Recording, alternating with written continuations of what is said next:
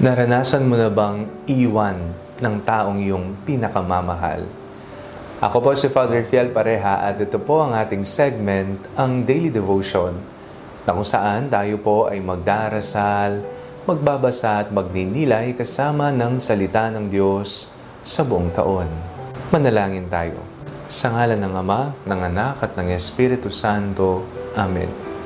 Halina, banal na Espiritu, liwanagan mo ang aming puso at isip nang maunawaan at may sa buhay namin ang iyong salita.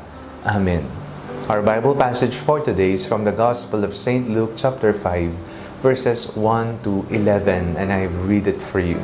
Once while Jesus was standing beside the lake of Gennesaret, and the crowd was pressing in on him to hear the word of God, he saw two boats there at the shore of the lake. The fishermen had gone out of them and were washing their nets.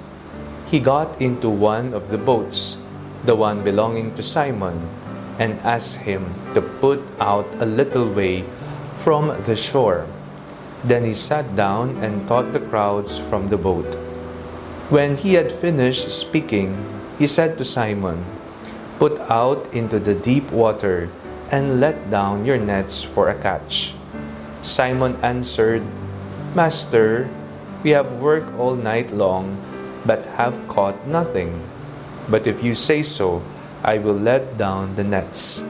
When they had done this, they caught so many fish that their nets were beginning to break. So they signaled to their partners in the other boat to come and help them. And they came and filled both boats, so that they began to sink. But when Simon Peter saw it, he fell down at Jesus' knees, saying, "Go away from me, Lord, for I am a sinful man." For he and all who were with him were amazed at the catch of fish that they had taken.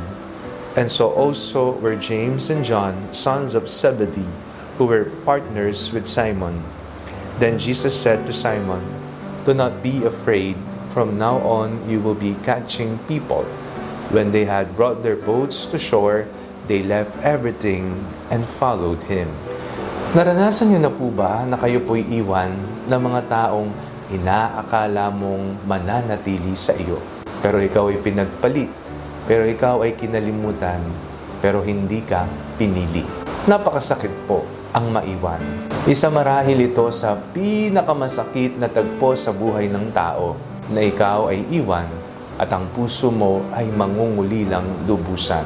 Ngunit hindi lahat ng pag-iwan ay masakit. Sa katunayan, mayroong pag-iwan na kamangha-mangha, nakakabilib. Ito yung pag-iwan alang-alang sa pagmamahal sa Panginoon.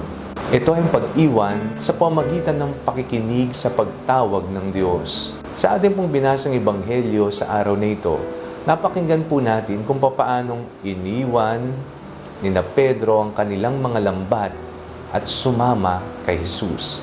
The Bible says, when they had brought their boats to shore, they left everything and followed Him. Iniwan nila ang lahat-lahat at sumunod sila kay Jesucristo.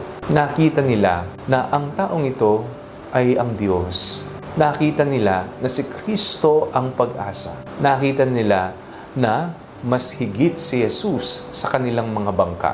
Nakita nila na si Jesus ang nagbibigay himala. Siya ang propeta, siya ang Mesiyas, siya ang anak ng Diyos. Kapag ikaw ay tinawag ng Diyos, huwag kang magbingi-bingihan. Tumugon ka sa kanyang pagtawag. Maaaring dadalhin ka niya sa mga lugar na hindi ka pamilyar, hindi mo kilala ang mga tao, sa isang panibagong misyon. Pero lagi mong tatandaan na hindi ka pababayaan ni Jesus. Kung paanong hindi pinabayaan ni Jesus ang kanyang mga unang alagad sa kanilang pagmimisyon. Ganun din ang kanyang gagawin sa atin. Manalangin tayo. Panginoong Jesucristo, biyayaan niyo po kami ng isang pusong marunong tumalima sa iyong banal na kalooban. Mapakinggan nawa namin palagi ang iyong tinig na nangungusap sa aming mga puso. Amen. Sa ngalan ng Ama, ng Anak at ng Espiritu Santo. Amen.